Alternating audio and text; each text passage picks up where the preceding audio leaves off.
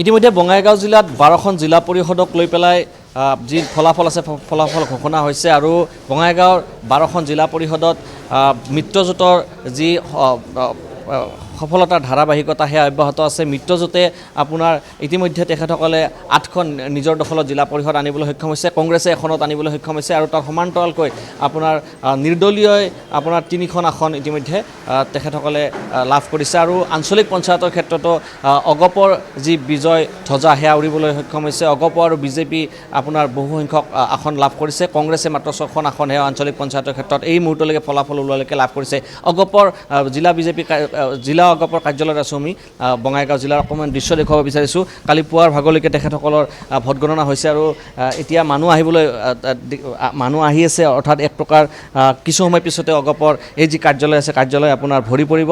সাংসদ ফণীভূষণ চৌধুৰী তেখেত ইয়াত নিজে আহি উপস্থিত হৈছে আৰু এক প্ৰকাৰ তেখেতসকলৰ যি বিজয় ধ্বজা উৰিছে তাক লৈ পেলাই তেখেতসকলৰ যি ফলাফল আছে ফলাফল লৈ পেলাই তেখেতসকলে এক প্ৰকাৰ সুখী দেখিবলৈ পোৱা গৈছে।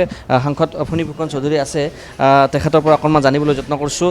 এক প্ৰকাৰ অগপ আৰু বিজেপিৰ আপোনাৰ বিজয় ধ্বজা উৰিছে আৰু বঙাইগাঁও জিলাৰ ক্ষেত্ৰত যদি কওঁ আমি তেতিয়াহ'লে আপোনালোকে পঞ্চায়ত গঠন কৰাটো এক প্ৰকাৰ নিশ্চিত হৈ পৰিছে। প্ৰথম প্ৰতিক্ৰিয়া কি দিব আমাৰ দৰ্শকসকলক? নাই চাওক, আমি প্ৰথমতেই যে আমাৰ মিত্ৰজোঁটক বঙাইগাঁও জিলাবাসী ৰাইজে যি মৰম যি সমৰ্থন তেওঁলোকে আগবঢ়ালে তাৰ কাৰণে বঙাইগাঁওবাসী ৰাইজক মই অসম গণ পৰিষদ দলৰ তথা NDA তৰফৰ পৰা তেওঁলোকক ধন্যবাদ জনাইছোঁ, কৃতজ্ঞতা জ্ঞাপন কৰিছোঁ আৰু আমি আশা ৰাখিছোঁ যে যি আশা লৈ বা যি উদ্দেশ্য আগত ৰাখি তেওঁলোকে আমাক সমৰ্থন আগবঢ়াইছে তেওঁলোকৰ আশাক যাতে আমি বাস্তৱত ৰূপদান কৰিব, তাৰ কাৰণে আমাৰ নিশ্চয় আমাৰ প্ৰতিগৰাকী নিৰ্বাচিত সদস্যাই গুৰুত্ব প্ৰদান কৰিব আৰু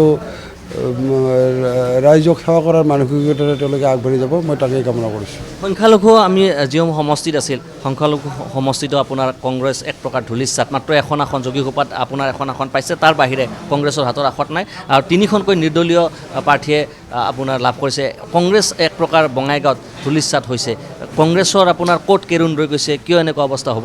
নাই চাওক, এতিয়া কংগ্ৰেছ এই মুহূৰ্তত ধূলিসাৎ হ'ব বুলি কোৱা হৈছে, কিন্তু মই কৈছোঁ কংগ্ৰেছ নিশ্চিহ্ন হৈ যাব। অসমৰ বুকুৰ পৰা তেওঁলোকে ধূলিসাৎ নহয়, নিশ্চিহ্ন হৈ যাব।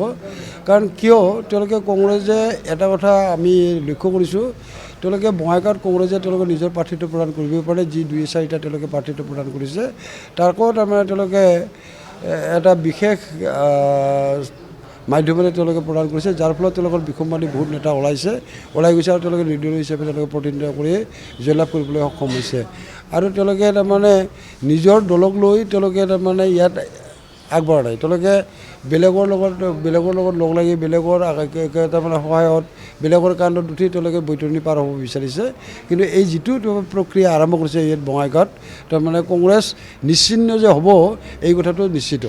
আঞ্চলিক পঞ্চায়ত আমি দেখিছোঁ 17খন অগপই লাভ কৰিছে, বিজেপি 8খন লাভ কৰিছে, কংগ্ৰেছে মাত্ৰ 6খন আসন লাভ কৰিছে। এই অৱস্থাটো আঞ্চলিক পঞ্চায়তৰ ক্ষেত্ৰতো আৰু সংখ্যালঘু অধ্যুষিত অঞ্চলতো এতিয়া কংগ্ৰেছৰ জনপ্ৰিয়তা কমিব। নাই সংখ্যালঘু অঞ্চলত যেতিয়া আপোনালোকে চাব যে মই বঙাইগাঁও সমষ্টিত আমি চাবলৈ যাওঁ যে বঙাইগাঁও পঞ্চায়তৰ ধৰি লওক হাপাচাৰাৰ নিচিনা সমষ্টিত পঞ্চায়তত য'ত তাৰমানে 80% মাইনৰিটি মানুহ ধৰ্মীয় সংখ্যালঘু মানুহ আছে, তাত আমি জয়ী হ'বলৈ সক্ষম হৈছোঁ।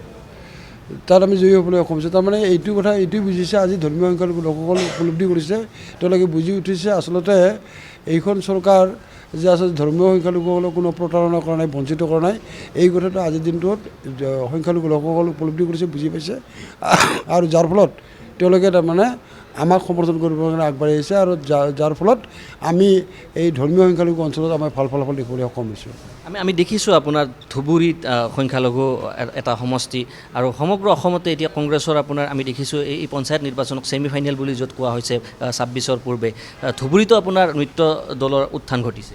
নাই এই মই কৈছোঁ যে ধুবুৰীত সংখ্যালঘু প্ৰধান এখন জিলা, কিন্তু তাতো আমাৰ উত্থান এইকাৰণে ঘটিছে যে আজিৰ দিনটোত অসমত বসবাস কৰা ধৰ্মীয় সংখ্যালঘু ভাইসকল তেওঁলোকে উপলব্ধি কৰিছে, তেওঁলোকে বুজি পাইছে যে এইখন চৰকাৰে তেওঁলোকক বঞ্চিত কৰা নাই, এইখন চৰকাৰৰ পৰা তেওঁলোকে আটাইতকৈ লাভান্বিত হৈছে আৰু যাৰ ফলত তেওঁলোকে আমাৰ প্ৰতি তাৰমানে মিত্ৰজোঁটৰ প্ৰতি NDAৰ প্ৰতি তেওঁলোকে সমৰ্থন আগবঢ়াবলৈ আগবাঢ়ি আহিছে আৰু যাৰ ফলতেই আজি এই ধুবুৰীৰ নিচিনা জিলাত আমি মিত্ৰজোঁটে ভাল ফলাফল দেখিবলৈ সক্ষম হৈছোঁ। ভূপেন বৰাক কিবা ক'ব নেকি আজি দিন?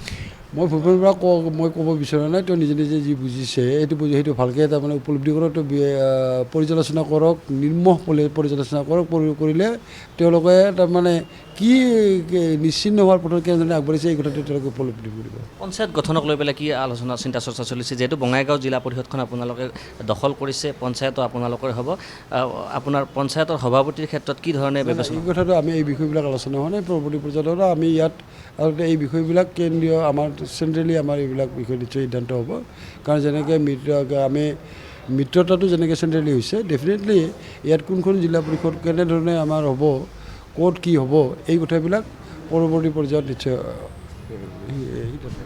আছিলে সাংসদ ফণী ফুকন চৌধুৰী। আৰু অগপৰ যিটো কাৰ্যালয় আছে তাত পুৱাৰ ভাগৰ দৃশ্য আমি দেখুৱাইছোঁ।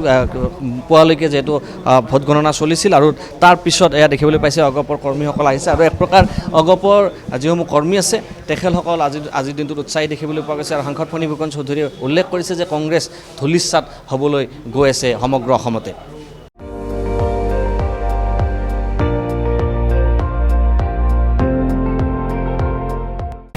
আপুনি চাই আছে ND24, সৰ্বশ্ৰেষ্ঠ নহয় সৰ্বোত্তমৰ দৌৰ।